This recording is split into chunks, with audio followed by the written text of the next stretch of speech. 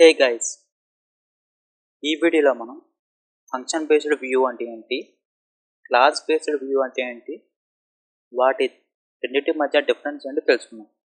First, function based view అంటే జాంగోని ఒక Python function లాగా డిఫైన్ చేయడం అన్నమాట. ఇది చాలా simple and easy to understand. ఇది ఎవరికంటే బిగినర్స్కి ఈజీగా అర్థమవుతుంది. ఫర్ ఎగ్జాంపుల్ మనం కోడ్లోకి వెళ్దాం. ఇది ముందు మనం చేసాం కదా కోడ్, ఇది యూఆర్ఎల్స్, ఇది వ్యూస్. సో ఇక్కడ ఏమైందంటే యూఆర్ఎల్స్లో మనం పాత్ ఇచ్చుకొని దాని తాలూకా వ్యూ రాసుకొని దాని తాలూకా ఫంక్షన్ని కాల్ చేసాం. ఇక్కడ వ్యూస్లో ఇక్కడ సింపుల్గా ఒక ఫంక్షన్ నేమ్ ఏంటి, ఇక్కడ ఏవైతే డిక్లేర్ చేసుకున్నామో హోమ్ అని ఆ ఫంక్షన్ రాసాం. తర్వాత రిక్వెస్ట్ పారామీటర్, ఆ తర్వాత HTTP response welcome to home page అని రాసుకున్నాం ఇక్కడ. సో దీన్ని ఫంక్షన్ బేస్డ్ వ్యూ అంటారు. ఇప్పుడు మీకు ఇంకో వ్యూ రాస్తాను ఇక్కడ. ఫర్ ఎగ్జాంపుల్ ఇక్కడ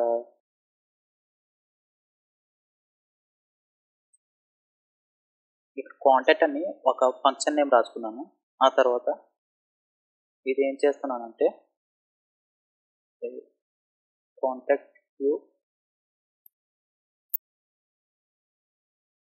ఫంక్షన్ వ్యూ బేస్డ్ అని రాస్తున్నాను. సో ఇక్కడ వ్యూ రాసుకున్నాం కాబట్టి దీని తాలూకా యూఆర్ఎల్ మనం ఇక్కడ క్రియేట్ చేసుకున్నాం. పాత్ రాసుకుని ఇక్కడ కాంటాక్ట్ అని రాసుకున్న తర్వాత ఇక్కడ ఏం రాసుకోవాలి, వ్యూస్ రాసుకొని దాని తాలూకా మనం ఏదైతే ఇచ్చామో కాంటాక్ట్ అని రాసుకొని ఇక్కడ నేమ్ ఇచ్చుకుంటాం.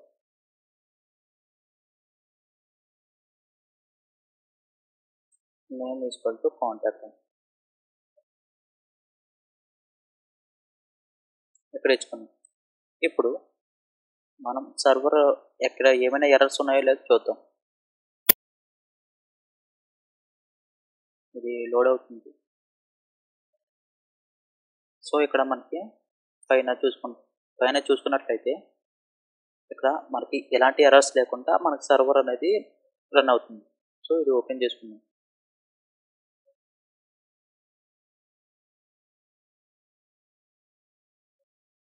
సో మనం కాంటాక్ట్ ఇచ్చాము కాబట్టి కాంటాక్ట్ అని ఇస్తాం. కాంటాక్ట్ అని ఇస్తే మనకి ఏమొచ్చింది, contact view function view based అని వచ్చింది. సో ఇది ఫంక్షన్ బేస్డ్ వ్యూ. ఇప్పుడు ఈ ఫంక్షన్ బేస్డ్ వ్యూ ఎప్పుడు వాడతాం అంటే ఒక సింపుల్ లాజిక్ ఉన్నప్పుడు వాడతాం. అండ్ బిగినర్స్ ఎవరికైనా అర్థం అవ్వాలి అని అనుకున్నప్పుడు ఈ ఫంక్షన్ బేస్డ్ వ్యూ అనేది వాడతాం. ఆ తర్వాత ఇది ఇంకా ఎప్పుడెప్పుడు వాడతాం అంటే సింగిల్ పేజెస్ ఉంటాయి కదా, like contact page, home page, about page ఉంటాయి కదా. సో ఆ సింగిల్ పేజెస్కి ఈ ఫంక్షన్ బేస్డ్ వ్యూ అని వాడతాం. ఎందుకంటే దాంట్లో సింపుల్గా ఉంటుంది, ప్లస్ లాజిక్ కూడా పెద్దగా ఏముండదు. తర్వాత క్లాస్ బేస్డ్ వ్యూ. ఈ క్లాస్ బేస్డ్ వ్యూ అంటే ఏమిటంటే వ్యూని క్లాస్ లాగా డిఫైన్ చేయడం. ఇక్కడ నార్మల్ ఫంక్షన్ లాగా డిఫైన్ చేసాం కదా, ఇప్పుడు క్లాస్ బేస్డ్ వ్యూ అనేసరికి ఒక వ్యూ తీసుకుని ఆ వ్యూని క్లాస్లా డిఫైన్ చేయడం. ఇది ఎలా ఉంటుందంటే ఆబ్జెక్ట్ ఓరియంటెడ్ ప్రోగ్రామింగ్ కాన్సెప్ట్ మీద బేస్ అయ్యి ఉంటుంది. ఇక్కడ మీకు ఒక ఎగ్జాంపుల్ రాస్తాను. ఇక్కడ కాంటాక్ట్ అని నేర్చుకున్నాం కదా, ఇప్పుడు అబౌట్ అనేది ఒక క్లాస్ బేస్డ్ వ్యూ అనేది క్రియేట్ చేస్తాం. క్లాస్ అబౌట్ అని రాసుకున్నాను. ఆ తర్వాత నేను దీంట్లో వ్యూ అని తీసుకుంటున్నాను. ఇక్కడ క్లాస్ అబౌట్ పారామీటర్స్లో వ్యూ అని రాసుకున్నాను. ఇది ఎందుకు రాసుకున్నా తర్వాత చెప్తాను. ఆ తర్వాత దీంట్లో గెట్ అన్న మెథడ్ వాడుకుంటున్నాను. సెల్ఫ్ రిక్వెస్ట్ వాడుకుని రిటర్న్ హెచ్టిటిపి రెస్పాన్స్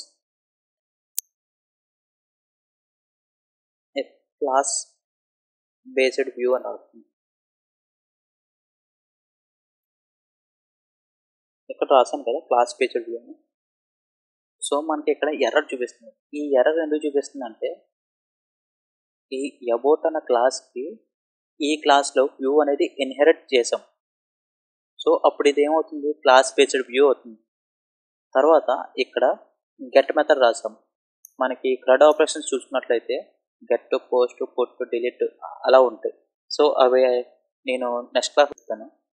ఇప్పుడు గెట్ మెథడ్ గురించి చెప్తాను. ఈ గెట్ మెథడ్ ఏమిటంటే మనం ఫెచ్ చేయడానికి అన్నమాట. అంటే గెట్ మెథడ్లో గెట్ రిక్వెస్ట్ హ్యాండిల్ చేస్తాం. తర్వాత మనం రిటర్న్ చేస్తున్నాం, క్లాస్ బేస్డ్ వ్యూ అనేది ప్లెయిన్ టెక్స్ట్ అనేది రిటర్న్ చేస్తాం. సో ఇక్కడ మనకి ఒక ఎర్రర్ అనేది చూపిస్తుంది. ఈ ఎర్రర్ ఏమిటంటే వ్యూ అనేది మనం ఇంపోర్ట్ చేసుకోలేదు. సో మనకి ఇక్కడ సజెషన్ చూపిస్తుంది కదా, ఇక్కడ కర్సర్ పెడితే సజెషన్ చూపిస్తుంది. సో ఇక్కడ క్విక్ ఫిక్స్ అని చూపిస్తుంది కదా, ఇది నొక్కండి. ఇక్కడ add from django.views import view అని నొక్కండి. అది ఇంపోర్ట్ అవుతుంది. ఇప్పుడు మనకి ఏదైనా ఎర్రర్ వస్తుందని చూస్తుంది. లేదు, ఏం ఎర్రర్ రాలేదు. సో ఇప్పుడు మళ్ళీ మనం గూగుల్కి వెళ్ళి రిఫ్రెష్ చేద్దాం. ఇది కాంటాక్ట్ పేజ్ కదా, మనం ఏం రాసుకున్నాం, అబౌట్ అని రాసుకున్నాం. అబౌట్కి ఇక్కడ ఇంకా యూఆర్ఎల్ ఇవ్వలేదు. సో యూఆర్ఎల్ కూడా ఇద్దాం. పాత్ రాసుకొని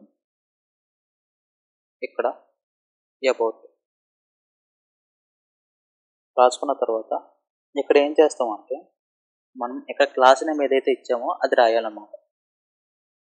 అబౌట్ అని రాసుకొని డాట్ యాజ్ అండర్స్కోర్ వ్యూ ఇది రాసుకుంటాం.